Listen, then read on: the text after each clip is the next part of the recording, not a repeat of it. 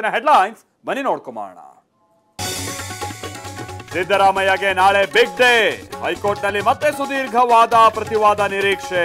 ಸಂಕಷ್ಟದ ನಡುವೆ ಸಿಎಂ ದೇವರ ಮೊರೆ. ಬಿಜೆಪಿ ಕಾಂಗ್ರೆಸ್ ಮಧ್ಯೆ ಪ್ರಾಸಿಕ್ಯೂಷನ್ ಯುದ್ಧ.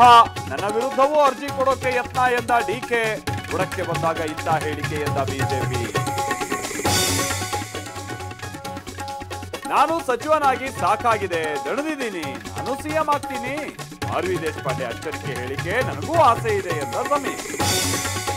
ಬಿಜೆಪಿ ವಿರುದ್ಧ ರಾಜ್ಯ ಸರ್ಕಾರದಿಂದ ಕೊರೋನಾಸ್ತ್ರ. ಹಗರಣಕ್ಕೆ ದಾಖಲೆ ಇದೆಯಾ ಅಂತ ಸುಧಾಕರ್ ಪ್ರಶ್ನೆ. ವರದಿ ಆಧರಿಸಿ ಕ್ರಮ ಎಂದ ಪರಮೇಶ್ವರ್. ಬೆಂಗಳೂರಿನಲ್ಲಿ ರಸ್ತೆ ಗುಂಡಿ ಮುಚ್ಚೋದಕ್ಕೆ 15 ದಿನದ ಡೆಡ್ಲೈನ್. ಬಿಬಿಎಂಪಿ ಮುಖ್ಯ ಆಯುಕ್ತರಿಗೆ ಡಿಸಿಎಂ ತಾಕೀತು. ನಾನೇ ಪರಿಶೀಲಿಸ್ತೀನಿ ಅಂತ ವಾರ್ನಿಂಗ್.